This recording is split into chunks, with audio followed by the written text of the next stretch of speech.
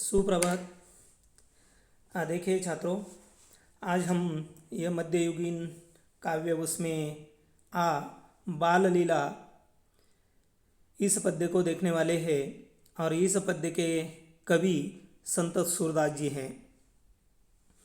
सबसे पहले हम संत सूरदास जी के बारे में यानी उनका परिचय हम पहले देखेंगे। यहाँ पर यह उनका कवि परिचय देखिए। संत सूरदास जी का जन्म 1478 को दिल्ली के पास सी नामक गांव में हुआ। आरंभ में आप आगरा और मथुरा के बीच यमुना के किनारे गऊ घाट पर रहे। वही आपकी भेंट गुरु वल्लभाचार्य से हुई। अष्टछाप कवियों की सगुण भक्ति काव्य धारा के आप एकमात्र ऐसे कवि हैं जिनकी भक्ति में साख्य, वात्सल्य और माधुर्य भाव निहित है। कृष्ण की बाल लीलाओं तथा वात्सल्य भाव का सजीव चित्रण आपके पदों की विशेषता है। संत सूरदास जी की मृत्यु 1580 में हुई। अब यहाँ संत सूरदास जी जो है उनके बारे में कहा जाता है कि वे बहुत ही सुंदर थे। आपकी परिभाषा में अगर हम कहें तो वे हैंडसम थे और वे कृष्ण भक्त थे। हमेशा वे कृष्ण का भजन या उनके पद वे गाते रहते थे। ऐसे ही एक दिन वे अपने पदों में तल्लीन थे और वहाँ से एक बहुत ही सुंदर युवती वहाँ से जा रही थी और तब उनकी नज़र उन पर गई और वे उनके पीछे लग गए थे। लेकिन बाद में उन्हें जब पछताना पड़ा कि उनकी भक्ति जो है वह भक्ति टूट गई है, और तब भक्ति टूटने का कारण उनकी समझ में आ गया कि ये जो आँखें हैं इसमें आँखों का दोष है। आँखों के कारण यानी आँखों ने उस लड़की का, युवती का सौंदर्य देखा और इसीलिए उनकी यह भक्ति टूट गई, तो उन्होंने अपनी आँखें फोड़ डाली थी और तब से सूरदास जो है वो अंध थे। अब यहाँ उनकी प्रमुख कृतियाँ इस प्रकार की है: सुरसागर, सुरसारावली तथा साहित्य लहरी आदि। अब यह काव्य प्रकार देखिए। पद काव्य की एक गेय शैली है। हिंदी साहित्य में पद शैली की दो निश्चित परंपराएं मिलती हैं। एक संतों के शब्द की और दूसरी परंपरा कृष्ण भक्तों की पद शैली है, जिसका आधार लोकगीतों की शैली है। भक्ति भावना की अभिव्यक्ति के लिए पद शैली का प्रयोग किया जाता है। यानी ज़्यादातर जो संत है भक्ति भावना की अभिव्यक्ति के लिए ये जो पद शैली है उसका इस्तेमाल उन्होंने किया है, और इसका आधार जो है इस पद शैली का वह मुख्य रूप से लोकगीतों का आधार है। अब यहाँ काव्य परिचय हम देखेंगे। प्रस्तुत पदों में कवि ने कृष्ण के बालहट एवं यशोदा की ममतामयी छवि को प्रस्तुत किया है। प्रथम पद में अपने लाल की हर इच्छा पूरी करने को आतुर यशोदा चांद पाने के कृष्ण हट को चांद की छवि दिखाकर बहला लेती है। चांद को देखने पर कृष्ण की मोहक मुस्कान देख माँ यशोदा बलिहारी हो जाती हैं। द्वितीय पद में माँ यशोदा कृष्ण को कलेवा करने के लिए दुला रही है। उनकी पसंद के विभिन्न स्वादिष्ट व्यंजन सामने रख वह मनोहार कर रही है। यहाँ पर संत सूरदास जी के दो पद लिए गए हैं। पहले पद में भगवान श्री कृष्ण बिल्कुल छोटे थे, यानी बाल श्री कृष्ण का वर्णन यानी उनके हट का वर्णन किया है। एक दिन वे अपनी माँ से, यशोदा से खेलने के लिए चांद की मांग कर रहे थे। तो यह यशोदा ने उनकी यह मांग किस प्रकार पूरी की है या किस प्रकार उसे बहला दिया है, इसका वर्णन पहले पद में है। और दूसरे पद में यह यशोदा माँ जो है उसे कलेवा का अर्थ है नाश्ता या जलपान, नाश्ते के लिए उसे बुला रही है। और नाश्ते के लिए उन्होंने कौन कौन से व्यंजन उन्होंने बनवाए हैं, इसका वर्णन, बहुत ही सुंदर ऐसा वर्णन यहाँ सूरदास जी ने किया है। अब यहाँ पर हम पहले प्रकट वाचन करेंगे। पहला पद देखिए: बार बार जशुमती सूत बोधती, आऊ चंद तो ही लाल बुलावे, मधुमेवा पकवान मिठाई, आपुन खेये तो ही खवावे, हाथही पर तो ही लिन्ने खेले, नैकू नहीं धरनी बैठावे, जल वासन कर लय जू उठावती, याही मैं तू तन धरी आवे, जलपुटानी धरनी पर राख्यो, गही अन्यो वह चंद दिखावे, सूरदास प्रभु हंसी मुस्क्याने, बार बार दोबू करनावे।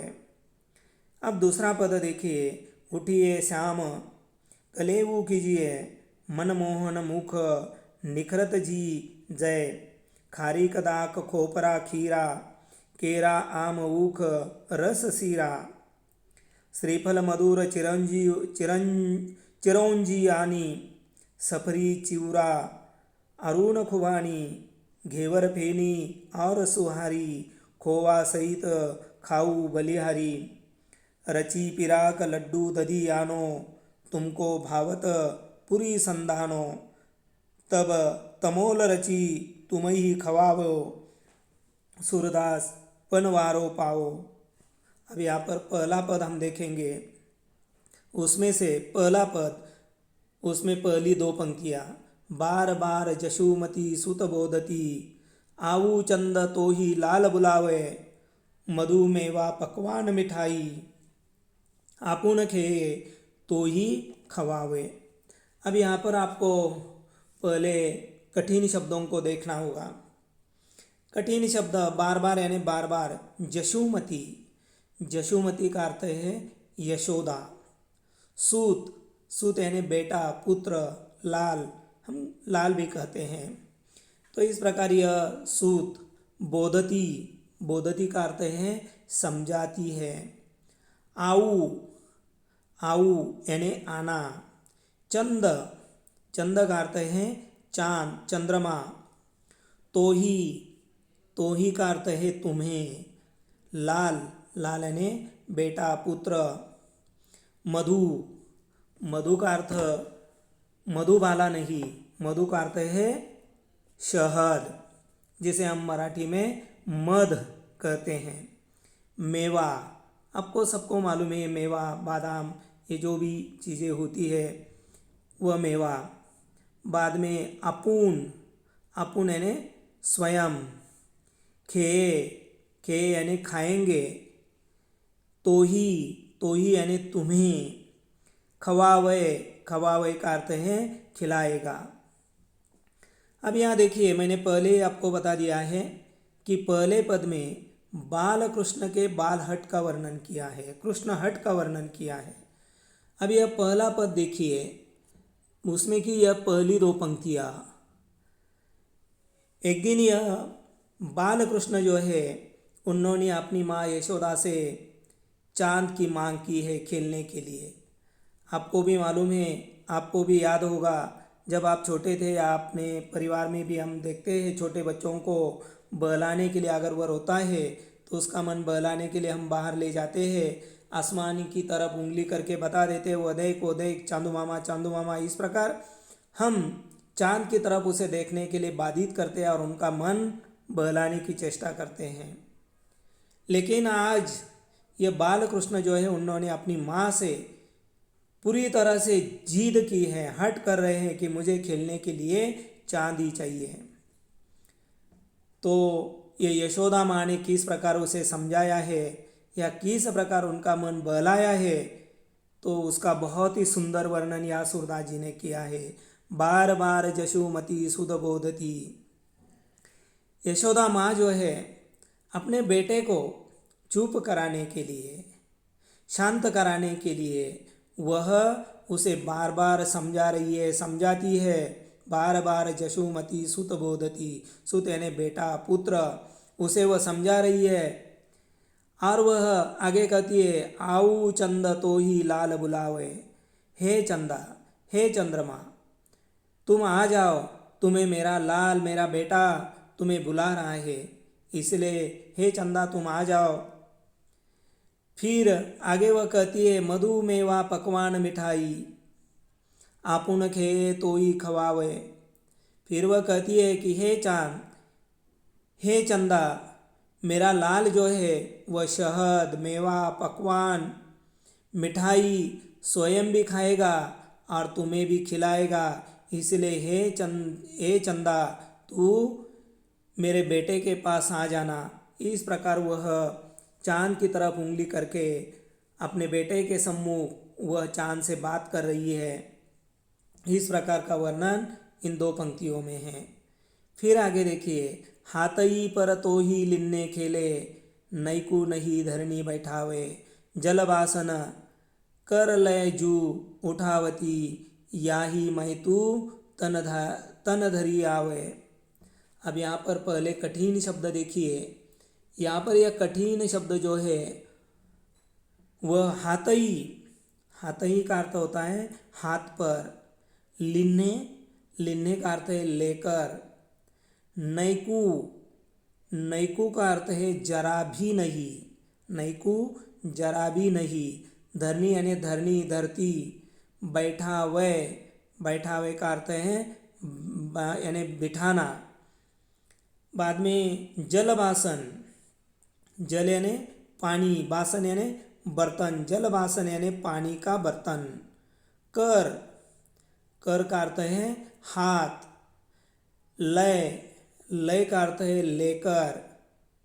बाद में याही मैं, याही मैं का अर्थ है इसमें या इसी में। तनधरी, तनधरी का अर्थ है शरीर धारण करके, तनधरी शरीर धारण करके, आवे, आवे का अर्थ है आ जाओ। अब देखिए, अब यह बाल कृष्ण जो है उन्होंने हट किया है कि मुझे खेलने के लिए चांद चाहिए, चंदा चाहिए, चंद्रमा चाहिए। तो पहले आपने पहली दो पंक्तियों में देख लिया है किस प्रकार वह चंदा को बुला रही है। फिर आगे यह यशोदा माँ कहती है कि हे चंदा, मेरा लाल तुम्हें हाथ पर लेकर खेलेगा, वह जरा भी तुम्हें जमीन पर नहीं बिठाएगा। और फिर यह यशोदा माँ जो है वह नज़दीकी जाती है और एक पानी का बर्तन यानी पानी भरकर एक बर्तन ले आती है और उसे बाल कृष्ण के सामने यानी उन्होंने नीचे रखा है और कहा है, वह कहती है हे चंदा, इस बर्तन में तू शरीर धारण करके आ जाओ और मेरे बेटे के साथ खेलो। देखिए, हाथई परत तो ही लिन्ने खेले, यानी हे चंदा, तू मेरे बेटे के पास आ जा, मेरा बेटा, मेरा लाल तुम्हें हाथ पर लेकर खेलेगा, जरा भी जमीन पर नहीं बिठाएगा। फिर आगे ये यशोदा माँ पानी का बर्तन ले आती है यानी पानी भरकर बर्तन ले आती है और फिर वह उसमें देखकर उसे कहती है कि हे चंदा, इस बर्तन में तू शरीर धारण करके आ जाओ और मेरे बेटे के साथ खेलो। इस प्रकार की बात इन दो पंक्तियों में कही है। फिर आगे देखिए, जलपुट आनी धरनी पर राख्यो, गही अन्यो वह चंद दिखावे, सूरदास प्रभु हंसी मुस्काने, बार बार दोऊ करनावे।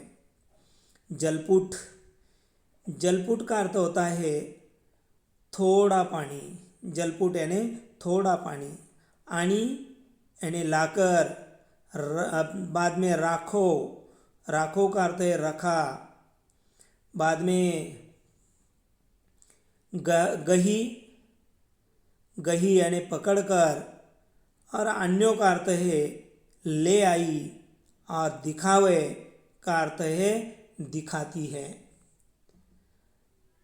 फिर आगे देखिए, दूसरी पंक्ति में जो है हंसी, हंसी यानी हंसकर, मुस्काने, मुस्काने यानी मुस्कुराहट, दोऊ, दोऊ यानी दोनों, कर का अर्थ लिख लिया है हाथ, नावे यानी डालते हैं। अब यहाँ ये यशोदा माँ जो है वह पानी से भरा बर्तन जमीन पर रख दिया है। जो बर्तन लाया है वह उन्होंने जमीन पर रख दिया। देखिए, जलपुट आनी धरनी पर राख्यो, यानी यह थोड़ा पानी भरकर या पानी भरकर एक जल बर्तन उन्होंने लाया और उसे जमीन पर रख दिया और श्री कृष्ण से कहने लगी, देखो मैं वह चांद पकड़ कर लाई हूँ। उन्होंने वह जमीन पर रख दिया और आपको मालूम है कि अगर कोई भी पानी का बर्तन जो है उसमें पानी है तो आसमान में जो चांद है उसका प्रतिबिंब पानी में दिखाई देता है। अब वो पानी में चांद दिखाई दे रहा था और इसीलिए वह अपने बेटे से, अपने लाल से वह कह रही है, देख मैंने तेरे लिए चांद को पकड़ कर लाया है। सूरदास कहते हैं कि श्री कृष्ण चंद्रमा का प्रतिबिंब देख, उसे देख कर वे बहुत ही खुश हो जाते हैं, मुस्कुराते हैं और उस चांद को पकड़ने के लिए बार बार दोऊ करनावे, यानी बार बार वह अपने दोनों हाथ पानी में डालकर उसे पकड़ने की चेष्टा कर रही हैं, प्रयास कर रहे हैं। इस प्रकार का वर्णन इन दो पंक्तियों में है। फिर आगे देखिए दूसरा पद, उठिए श्याम कलेऊ कीजिए, मनमोहन मुख निखरत जीजिए, खारीक दाख खोपरा खीरा, केरा आम ऊख रस सीरा। पहले यहाँ के जो कठिन शब्द है वह कठिन शब्दों को आपको देखना होगा। अब यहाँ पर देखिए श्याम, श्याम यानी श्री कृष्ण, भगवान श्री कृष्ण के कई नाम है, आपको मालूम है। श्याम है, भगवान श्री कृष्ण है, मनमोहन है, बाद में गिरिधर है, एक कई ऐसे नाम है, उसमें से श्याम एक नाम है। बाद में कलेऊ, कलेऊ का अर्थ है नाश्ता, जलपान भी हम कहते हैं, जलपान या नाश्ता। निखरत, निखरत यानी देखना, देखने की क्रिया। जीजय, जीजय का अर्थ है जी रही हूँ, जीजय यानी जी रही हूँ। खारीक, खारीक यानी खारीक। दाख, दाख का अर्थ है सूखा मेवा, किशमिश। बाद में खोपरा, खोपरा यानी खोबरा, खोबरा जिसे हम कहते हैं। खीरा, खीरा यानी एक प्रकार की यह ककड़ी की जाति का फल है, यानी ककड़ी हम कहेंगे।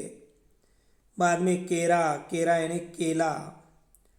और ऊख, ऊख यानी गन्ना, जिसे हम मराठी में ऊस कहते हैं।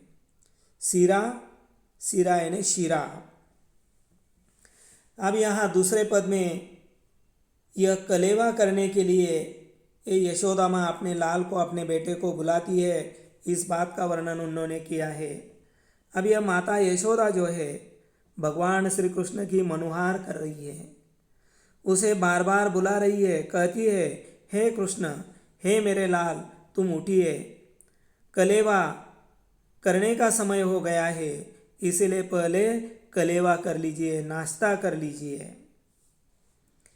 हे मनमोहन, मनमोहन भगवान श्री कृष्ण का ही नाम है। हे मनमोहन, मैं आपका मुख देखकर, मैंने आपको कहा ना निखरत, निखरत यानी देखना, देखकर। हे श्री कृष्ण, हे मनमोहन, मैं आपका मुख देखकर जी रही हूँ, इसलिए हे मेरे लाल, नाश्ते के लिए देखिए मैंने कितने व्यंजन लाए हैं, क्या क्या लाया है। मैंने आपके नाश्ते के लिए खारी, किशमिश, खोपरा, खीरा, केला, आम, गन्ने का रस और शीरा मैं ले आई हूँ, इसलिए हे मेरे लाल, हे मनमोहन, तुम जल्दी उठिए और यह कलेवा कर लीजिए, नाश्ता कर लीजिए। इस प्रकार की मनुहार वह अपने बेटे की कर रही है। देखिए संक्षेप में, यह माँ यशोदा जो है भगवान श्री कृष्ण की, बाल कृष्ण की वह मनुहार करती है और कहती है कि हे मेरे लाल, हे कृष्ण, तुम उठिए, पहले नाश्ता कर लीजिए, कलेवा कर लीजिए। और फिर आगे वह कहती है, मनमोहन मुख निखरत जीजय, हे मनमोहन, मैं आपका मुख देख कर जी रही हूँ, इसलिए हे मेरे लाल, पहले तुम नाश्ता कर लीजिए। नाश्ते के लिए देखिए मैंने कौन कौन सी चीज़ें लाई हैं, कौन कौन से व्यंजन लाए हैं। खारीक लाइए, किशमिश लाइए, खोपरा लाया है, खीरा लाया, यह ककड़ी लाई है, केला लाया है, आम, गन्ने का रस और शीरा मैं ले आई हूँ। फिर आगे की दो पंक्तियाँ देखिए, श्रीफल मधुर चिरौंजी आनी, सफरी चिउरा अरुण खुबानी, घेवर फेनी और सुहारी, खोवा सहित खाऊ बलिहारी। अब यहाँ पर देखिए कठिन शब्द पहले देखिए, चिरौंजी। चिरौंजी का अर्थ मराठी में हम उसे चारोली कहते हैं, चारोली। हम कभी कभी जो दूध बनाते हैं उसमें भी ये डालते हैं, शीरा बनाते हैं उसमें डालते हैं, तो ये चारोली। आनी यानी लाई हूँ, सफरी, सफरी का अर्थ है अमरूद, चिवरा, चिवरा यानी चिवड़ा, खुबानी, खुबानी का अर्थ है जर्दालू। बाद में घेवर फेनी, घेवर फेनी का अर्थ है यानी घेवर फेनी यह राजस्थानी लोगों का या राजस्थानी मिष्टान्न है। तीज त्योहारों पर यह राजस्थानी लोग जो मिष्टान्न बनवा लेते हैं, पकवान बनवा लेते हैं, मिठाई बनवाते हैं, उसके लिए घेवर फेनी कहा जाता है। सुहारी, सुहारी का अर्थ है यानी यह मिठाई, पुड़ी। बाद में खोवा, खोवा यानी मावा। बलिहारी, बलिहारी का अर्थ है नीछावर करना, न्यूछावर होना। अब देखिए, अब यह यशोदा माँ जो है वह अपने बेटे से, अपने लाल से कह रही है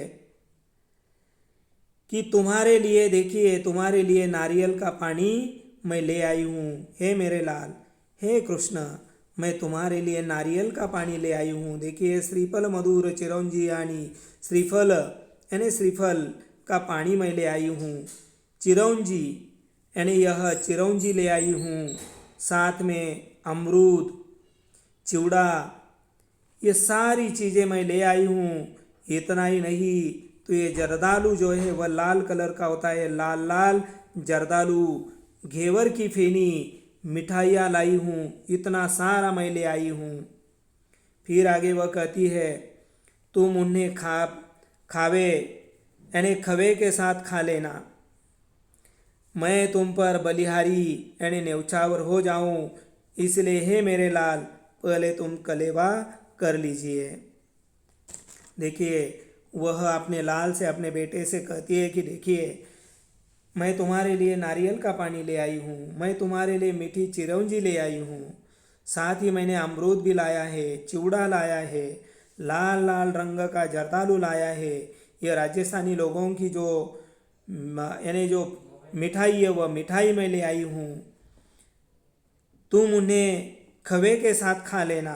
खोवा, खोवा यानी खवा, खवे के साथ खा लेना, मैं तुम पर पूरी तरह से बलिहारी, बलिहारी यानी श्रद्धा के साथ न्यौछावर होना, इसे हे मेरे लाल, मैं तुम पर न्यौछावर हूँ। फिर आगे देखिए अंतिम दो पंक्तियाँ, रची पिराक लड्डू दधी यानो, तुमको भावत पुरी संदानो, तब तोमल रची तुमई खावाओ, सूरदास पनवारो पाओ। अब यहाँ यह अंतिम जो दो पंक्तियाँ है उसमें के जो कठिन शब्द है वह देखिए, रची, रची का अर्थ है बनाकर, पिराक, पिराक का अर्थ है मिठाई, मिठाई, दधी, दधी यानी दही, भावत, भावत का अर्थ है अच्छा, पसंद आने वाला, भावत यानी अच्छा, मनपसंद, संधानो, संधानो का अर्थ है अचार, तमोल, तमोल यानी पान, खवाओ, खवाओ का अर्थ है खिलाना, और पनवारो, पनवारो का अर्थ है पान खिलाई। अब यह यशोदा माँ जो है, यशोदा माँ कहती है कि हे कृष्ण, हे मेरे लाल, मैं तुम्हारे लिए यह गुजिया, गुजिया का अर्थ क्या है, यानी यह गुजिया लाई हूँ। गुजिया जिसे हम मराठी में क्या कहते हैं, करंजी। मैं आपके लिए, यानी यह पिराक, पिराक का अर्थ है गुजिया, गुजिया यानी करंजी मैं ले आई हूँ। इतना ही नहीं, मैं आपके लिए लड्डू भी ले आई हूँ। लड्डू, पिराक यानी करंजी, लड्डू, लड्डू यानी लड्डू, लड्डू भी लाई है और इसके साथ साथ दही बनाकर भी मैं ले आई हूँ। तुम्हें पूड़ी भी लाई है, देखिए, तुमको भावत पूरी, पूरी यानी पूड़ी, मैं पूड़ी भी आपको बहुत अच्छी लगती है, वह पूड़ी भी ले आई हूँ और इसके साथ साथ मैं अचार भी ले आई हूँ, उसे भी मैंने लाया है, इसलिए तुम पहले इसे खा लो। पहले तुम यह कलेवा कर लो, तुम पहले यह नाश्ता कर लो, जलपान कर लो, इसके बाद मैं तुम्हें पान खिलाऊंगी, तब तमोल रची तुम ही खवाओ। इसके बाद मैं नाश्ता करने के पश्चात मैं आपको पान खिलाऊंगी। और सूरदास कहते हैं कि मुझे पान खिलाई मिले, यानी मुझे यह पान खिलाई, ये जो बात है वह बहुत ही भाती है। और इस प्रकार यह मध्ययुगीन काव्य, इसमें का यह दूसरा जो पद्य है बाल लीला संत सूरदास जी द्वारा रचित, उसे यहाँ पर हम लोगों ने देख लिया है। यथावकाश मैं आपको इसके नीचे जो भी कृतियाँ हैं वह कृतियाँ तो मैं आपको देने वाला ही हूँ, लेकिन फ़िलहाल आपको किताब में यानी पद्य के नीचे जो भी कृतियाँ हैं उसे हल करना है। अब हम रुकते हैं, धन्यवाद।